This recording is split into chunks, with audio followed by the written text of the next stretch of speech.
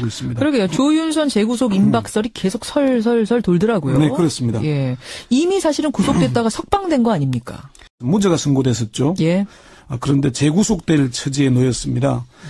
블랙리스트 관련 새로운 증거들이 나오는 데다가 화이트리스트에 관한 정황이 드러나고 있고 정무수석 재직 시에는 국정원 특활비를 매달 500만 원씩 받은 혐의가 새롭게 추가가 되고 관련해서 구속 기소를 했죠. 예. 1심에서 블랙리스트 관련해서는 무죄, 국회 위정죄 부분은 징역 1년에 집행유예 2년이 선고돼서 석방이 됐습니다. 그래요. 그런데 재구속 임박설이라니 이게 그럼 검찰이 다시 구속영장을 청구할 수도 있다 이런 얘기인가요? 그럴 가능성이 높다는 관측이 나오고 있습니다.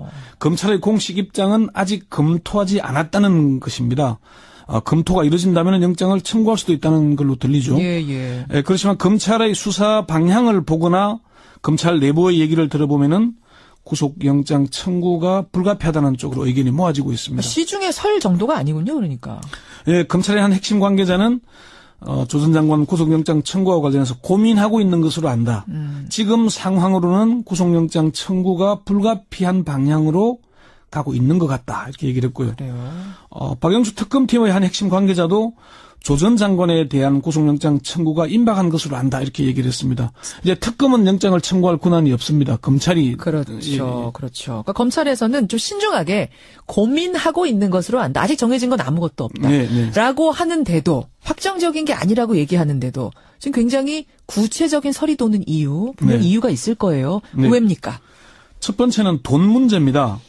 국정원 특활비를 수사하는 과정에서 조윤선 전 장관이 정무수석 시절 국정원으로부터 매달 500만 원씩 이게 이제 11개월 재직했잖아요. 그렇죠. 매달 다 받은 걸로 확인은 된 건 아니고 7개월 동안 3,500만 원을 받은 사실은 일단 확인이 된 걸로 전해지고 있습니다. 그래서 검찰이 아마 조 전 장관 자택 압수수색했죠. 이후에. 두 번째는 화이트리스트 관련 혐의가 구체적으로 드러나고 있기 때문입니다. 그러니까 특활비 상납 의혹에다가 화이트리스트 관련된 의혹까지 구체적으로. 박근혜 정부 청와대가 정경련을 통해서 보수단체에 자금을 지원한 이른바 화이트리스트 의혹과 관련해서 김기춘 대통령 비서실장, 조윤선 전 정무수석 등 청와대 간부들이 범행을 공모했다는 결론을 이미 검찰이 내린 상태입니다. 실무 책임자 격인 허현준 전 청와대 국민소통비서관실 행정관이 구속 기소됐죠. 그렇죠. 그때 그 공소장에 공범으로 이렇게 적시를 하고 있습니다. 여기에 박준우 전 청와대 정무수석이 자신의 후임인 조윤선 수석에게 블랙리스트와 보수단체 지원 화이트리스트 업무에 관해서 업무 인계를 했다고 법정에서 진술을 했습니다.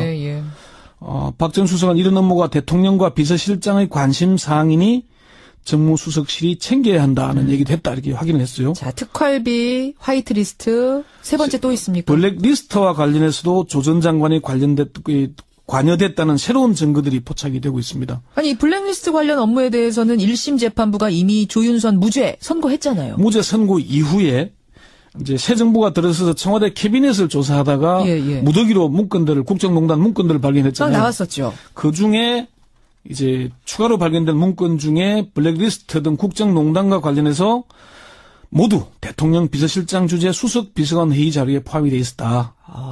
여기에 조윤선 당시 정무수석이 연관된 것으로 보이는 정황이 담겨 있다는 거죠. 그래요. 이런 이유들 때문에 조 전 장관 재구속 임박설이 나오는 겁니다. 그러면 지금 세 가지 정도 얘기해 주셨는데 그중에서도 박준우 전 정무수석의 진술 번복 이 부분이 결정적입니까? 그렇습니다. 1심 재판에서는 조 전 장관에게 유리하게 진술했죠. 그렇죠. 박준 수석. 예. 그러니까 조 전 수석이 설명을 들은 적이 없다면은 제가 그렇게 말하지 않은 것이다. 정확하지 않은 기억을 추정해서 말했다. 이러면서 사실상 조 전 장관의 무죄 선고에 결정적 영향을 미쳤거든요.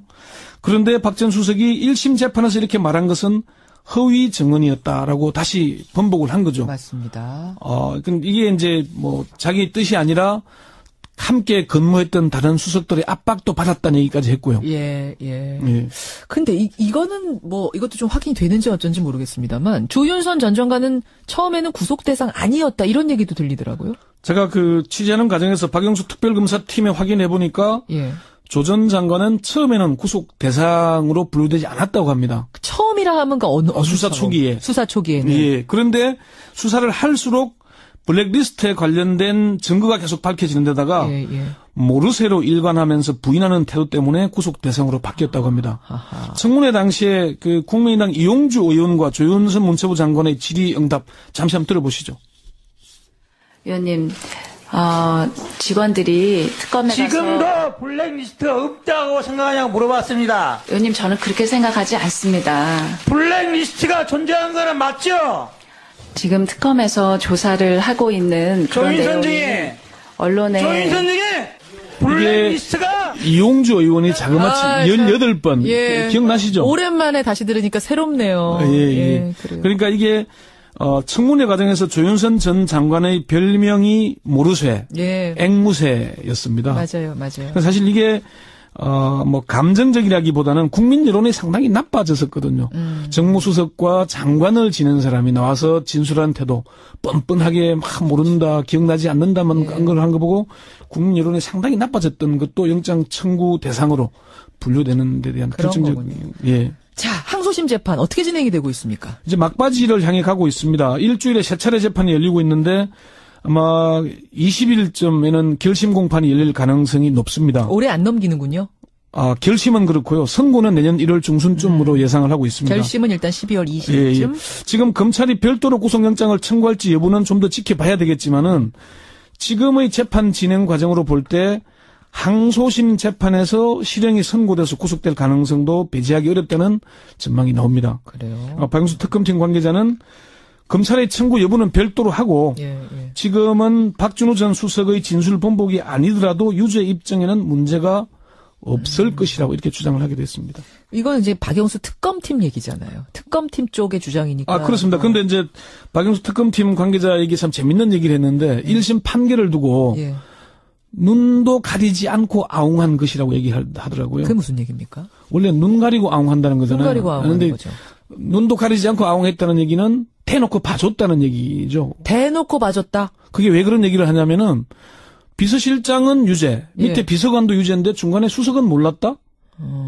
그 이제 증거가 부족했다는 얘기였는데 그 증거가 새롭게 나오고 있기 때문에 유죄를 받았는 데는 문제가 없을 것이다. 그렇게 얘기를 하는 것이죠. 그렇게 어쨌든 특검팀은 지금 확신하고 있다는 얘기입니다. 이게 지금 블랙리스트에 대한 항소심 재판에서 박준우 전 정무수석이 나와서 1심에서의 본인 진술을 번복하면서 이 진술 때문에 조윤선이 석방이 됐었는데 그 진술을 번복하면서 그 증언이 거짓말이라고 이야기를 했어요.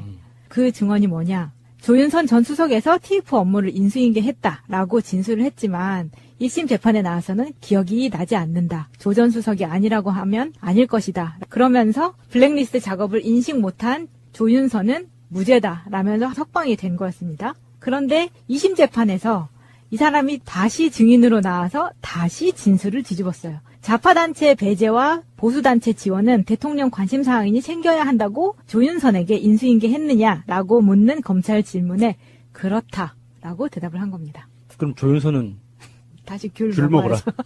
제가 전에 한번 방송한 것처럼 비싼 귤 나올 때를 마다하고 싼 귤 나올 때를 골라서 들어가려고 그래요. 미리 들어갔어야 되는데 귤 까먹어. 2개 까먹어. 그게 1심 재판까지는 이 사람도 이제 조윤선에게 유리한 증언을 해주려고 했다고 합니다. 그런데 마음이 바뀐 거예요. 왜냐하면 푸나님이 맨날 하는 이야기죠. 태도의 문제.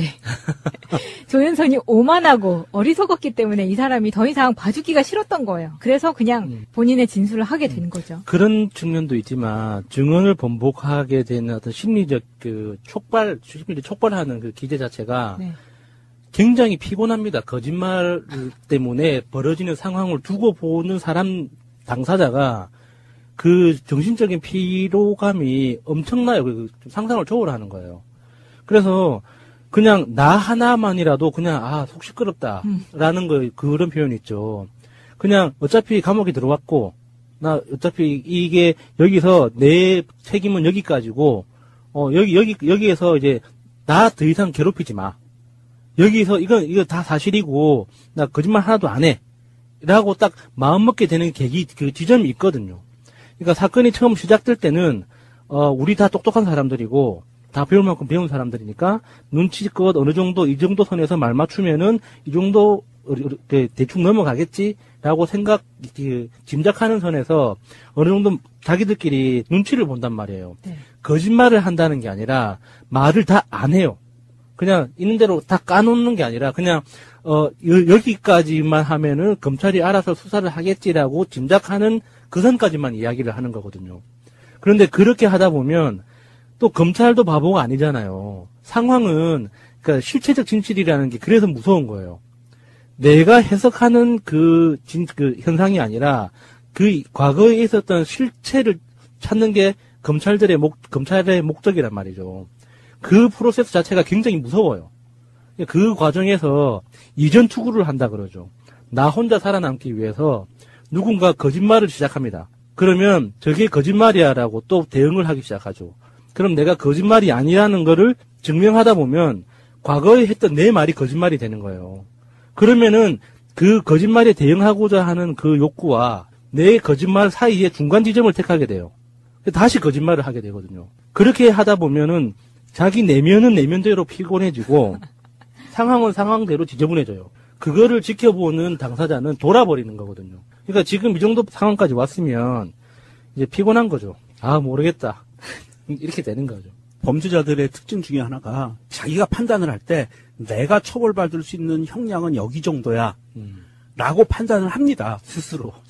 변호사하고도 같이 논의하면서 나는 이런 죄로 내가 지은 죄가 있는데 지은 죄가 A부터 C까지 있어. 근데 나는 실제로는 처벌받는 게 B까지야. 이게 확정됐어. C는 아니야. 라고 판단을 하면 이 확정된 거 안에서 C의 범죄, 새로운 범죄가 밝혀질 게 아니면 모든 걸 다 풀어요. 더 이상 피해볼 게 없기 때문에. 그리고 여기에 촉발제가 되는 건, 뇌관이 되는 거는 뭐냐 하면 장시호 석방입니다. 장시호가 특검에 엄청난 협조를 하면서 특검이 석방했잖아요. 내보내줬잖아요. 이거를 보면 어떤 신호가 가냐 하면, 아, 협조하면 혜택을 받는구나. 착한 어른이 되면 상을 주는구나. 그렇지. 그래서 나 C라는 범죄가 밝혀지지 않으면 이 A와 B 안에서 벌어졌던 거는 그냥 까발려도 나는 더 이상 피해볼 거 없어. 라는 판단을 하게 되는 거죠. 그래서 이 사람들이 만약에 A, B, C가 있는데 내가 A라는 처벌을 받을 건지 안 받을 건지 왔다 갔다 해요. 희망도 보여. 안 받을 수도 있어. 막 이러면 온갖 거짓말을 동원해서 자기 죄를 감추고 남의 죄를 감춰줍니다. 남의 죄가 밝혀지면 나까지 영향을 받으니까 다 엮여 있으니까. 그런데 이미 어느 정도 확정됐다고 보면 야수님 말대로 그냥 나 하나라면 마음 편했으면 좋겠다. 더 이상 괴롭힘을 안 당했으면 좋겠다. 다 털어버리는 거예요. 그리고 C는 안 건드려줬으면 좋겠어. 그리고 변호사들이 하는 이야기가 심지어 피의자들이 변호사한테까지 거짓말을 하는 거예요. 그러죠. 예. 그러니까 이렇게 자기의 그 심리적인 특징이로 사람이 죄를 짓고 살지 말라고 하는 이유가 거기 있는 거예요. 자기가 잘못한 걸 알기 때문에 변호사한테까지 자기 변명을 하면서 자기 방어를 해요. 그러니까 자기가 지은 죄를 변호사한테 속시원에 싹 다 그냥 다 까발려 놓으면 변호사가 전체 상황을 조율할 수가 있는데 변호사마저 실체적 진실을 모르는 상태에서 사건을 담당하게 되면 그 검찰한테 계속 까이는 거죠. 그렇게 그래서 첫 번째 그 1심 재판에서 불리하게 받고 그 상고 들어가서 이제 불리죠. 예, 그렇지만 검찰의 수사 방향을 보거나 검찰 내부의 얘기를 들어보면은 구속영장 청구가 불가피하다는 쪽으로 의견이 모아지고 있습니다. 시중에 설 정도가 아니군요, 그러니까. 예, 검찰의 한 핵심 관계자는 조 전 장관 구속영장 청구와 관련해서 고민하고 있는 것으로 안다. 지금 상황으로는 구속영장 청구가 불가피한 방향으로 가고 있는 것 같다. 이렇게 얘기를 했고요. 그래요. 박영수 특검팀의 한 핵심 관계자도 조 전 장관에 대한 구속영장 청구가 임박한 것으로 안다. 이렇게 얘기를 했습니다. 이제 특검은 영장을 청구할 권한이 없습니다. 검찰이. 그렇죠. 그렇죠. 그러니까 검찰에서는 좀 신중하게 고민하고 있는 것으로 안다. 아직 정해진 건 아무것도 없다. 라고 하는데도 확정적인 게 아니라고 얘기하는데도 지금 굉장히 구체적인 설이 도는 이유, 분명 이유가 있을 거예요. 왜입니까? 되고 있습니다. 그러게요. 조윤선 재구속 임박설이 계속 설설설 돌더라고요. 네, 그렇습니다. 예. 이미 사실은 구속됐다가 석방된 거 아닙니까? 무죄가 선고됐었죠. 예. 그런데 재구속될 처지에 놓였습니다. 블랙리스트 관련 새로운 증거들이 나오는 데다가 화이트리스트에 관한 정황이 드러나고 있고 정무수석 재직 시에는 국정원 특활비를 매달 500만 원씩 받은 혐의가 새롭게 추가가 되고 관련해서 구속 기소를 했죠. 1심에서 블랙리스트 관련해서는 무죄, 국회 위정죄 부분은 징역 1년에 집행유예 2년이 선고돼서 석방이 됐습니다. 그래요. 그런데 재구속 임박설이라니 이게 그럼 검찰이 다시 구속영장을 청구할 수도 있다 이런 얘기인가요? 그럴 가능성이 높다는 관측이 나오고 있습니다. 검찰의 공식 입장은 아직 검토하지 않았다는 것입니다. 검토가 이루어진다면 영장을 청구할 수도 있다는 걸로 새 정부가 들어서서 청와대 캐비넷을 조사하다가 무더기로 문건들을 국정농단 문건들을 발견했잖아요. 나왔었죠. 그 중에 이제 추가로 발견된 문건 중에 블랙리스트 등 국정농단과 관련해서 모두 대통령 비서실장 주재 수석 비서관 회의 자료에 포함이 돼 있었다. 여기에 조윤선 당시 정무수석이 연관된 것으로 보이는 정황이 담겨 있다는 거죠. 그래요. 이런 이유들 때문에 조 전 장관 재구속 임박설이 나오는 겁니다. 그러면 지금 세 가지 정도 얘기해 주셨는데 그중에서도 박준우 전 정무수석의 진술 번복 이 부분이 결정적입니까? 그렇습니다. 1심 재판에서는 조 전 장관에게 유리하게 진술했죠. 그렇죠. 박준 수석. 예. 그러니까 조 전 수석이 설명을 들은 적이 없다면은 제가 그렇게 말하지 않은 것이다. 정확하지 않은 기억을 추정해서 말했다. 이러면서 사실상 조 전 실무 책임자 격인 허현준 전 청와대 국민소통비서관실 행정관이 구속 기소됐죠. 그렇죠. 그때 그 공소장에 공범으로 이렇게 적시를 하고 있습니다. 예. 여기에 박준우 전 청와대 정무수석이 자신의 후임인 조윤선 수석에게 블랙리스트와 보수단체 지원 화이트리스트 업무에 관해서 업무 인계를 했다고 법정에서 진술을 했습니다. 박 전 수석은 이런 업무가 대통령과 비서실장의 관심 사항이니 정무수석실이 챙겨야 한다는 얘기도 했다 이렇게 확인을 했어요. 자, 특활비, 화이트리스트, 세 번째 또 있습니까? 블랙리스트와 관련해서도 조 전 장관이 관여됐다는 새로운 증거들이 포착이 되고 있습니다. 아니, 블랙리스트 관련 업무에 대해서는 1심 재판부가 이미 조윤선 무죄 선고했잖아요. 무죄 선고 이후에 첫 번째는 돈 문제입니다. 국정원 특활비를 수사하는 과정에서 조윤선 전 장관이 정무수석 시절 국정원으로부터 매달 500만 원씩 이게 이제 11개월 재직했잖아요. 그렇죠. 매달 다 받은 걸로 확인은 된 건 아니고 7개월 동안 3,500만 원을 받은 사실은 일단 확인이 된 걸로 전해지고 있습니다. 그래서 검찰이 아마 조 전 장관 자택 압수수색 했죠. 이후에. 두 번째는 화이트리스트 관련 혐의가 구체적으로 드러나고 있기 때문입니다. 그러니까 특활비 상납 의혹에다가 화이트리스트 관련된 의혹까지 구체적으로. 박근혜 정부 청와대가 정경련을 통해서 보수단체에 자금을 지원한 이른바 화이트리스트 의혹과 관련해서 김기춘 대통령 비서실장, 조윤선 전 정무수석 등 청와대 간부들이 범행을 공모했다는 결론을 이미 검찰이 내린 상태입니다.